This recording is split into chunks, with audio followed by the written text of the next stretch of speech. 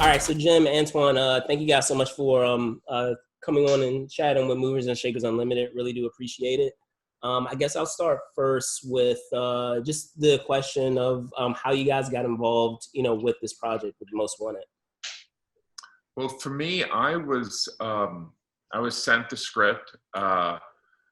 My agents, I've been on a nice roll with a nice run of pretty interesting characters. So I think that my agents had really been kind of open to the idea of finding things unique. And so my agent was really excited for me to read it. He loved the script. And when I talked to Daniel Roby, the director, I was all in. I mean, I love the script and I love the story and I love the opportunity that I could play someone complex. And I love doing comedies, but I loved, playing a jerk.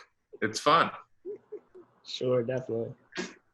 Antoine? Yeah, for me, I think it was, the fact that this project required me to try so many new stuff that I hadn't tried before. For example, working in English was something that I've always wanted to try. And also playing an adult, the past movies I've worked on here in Quebec were all generally, like teenagers or young adults. And in that case, it was fully an adult being a junkie as well. So all these things were new for me. Gotcha.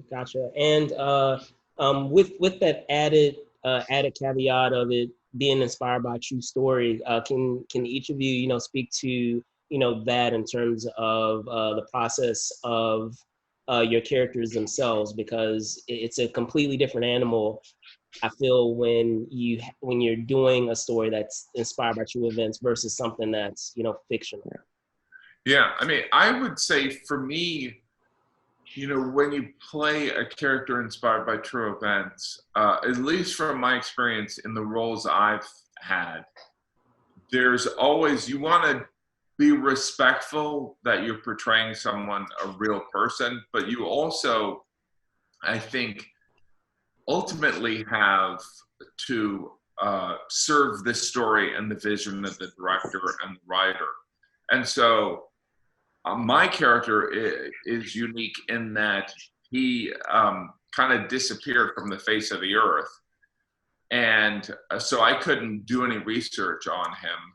I could ask the real guy who Antoine plays, but other than that, that's just an opinion also. So sure.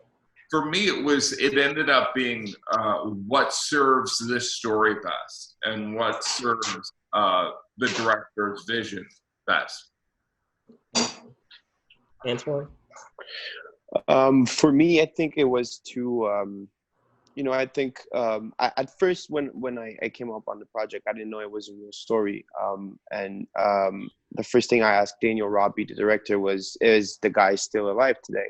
And so I met with him, Alain Olivier. We sat together and had this bunch of questions for him just to try to get to know him, and then taking, the right information to make my choices for the role. And Daniel and I, Daniel, the director, and I, we had this, we knew Alain, but we had this slightly different character for the purpose of the script and the movie. So, I think it was great. It was a challenge, and the fact that Alain was with us all the way, it just made me less nervous.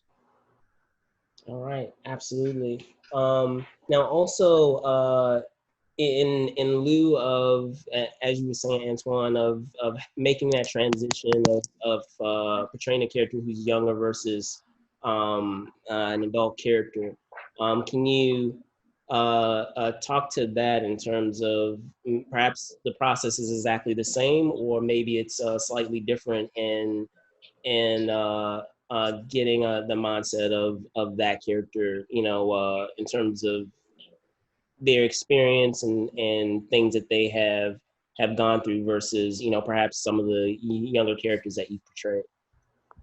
I think, the age is not really doesn't change anything for me in my process. I think it's just the different tools that I have around me to create that vision. And these tools were Alain.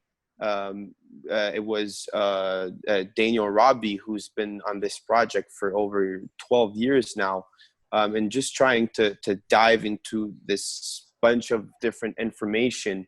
And after that, trying to put my different colors on the character. And that's one of the reasons I enjoyed working with Daniel Robbie so much, is that he is open to hearing your thoughts on the project. You know, he have, like Jim said earlier, he has such a strong opinion on specific points in the film, or let's say the wardrobe or anything, but he is so open to hear your opinion as well. So yeah, that's pretty much it. Great.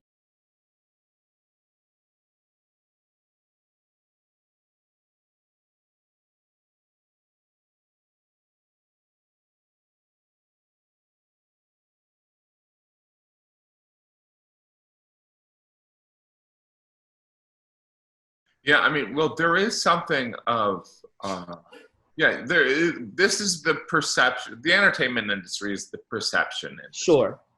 In some ways, I have no control over that. In some ways, I have some control. You know, for my stand-up comedy, really for everything in the entertainment industry, it's really important to embody an authenticity.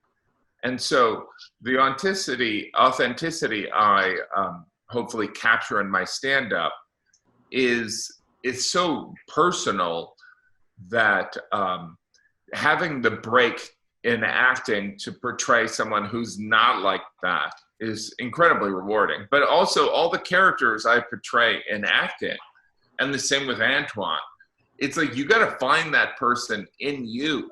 So there is something about, you know, like there's part of me that feels guilty. Like people are like, you played such a horrible person. I'm like, I kind of was just being me.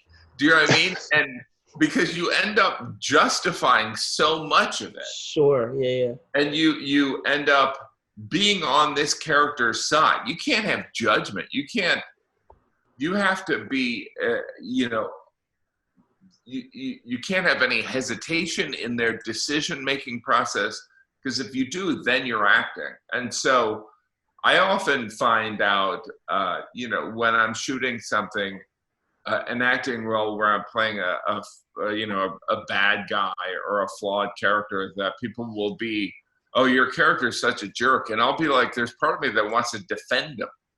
Whereas in this movie, this guy is a monster. But like when you're in it, you can't be pretending to be a monster. You have to be just motivated by motivations. Gotcha. Well, gentlemen, thank you so much for your time. I really do appreciate it. Thanks for coming on. And I had a chance to see the film, guys. For those of you that were recording this now, but those of you that have a chance to see Most Wanted, please do check it out. Thank you. Thank you, Brendan. Have a good one.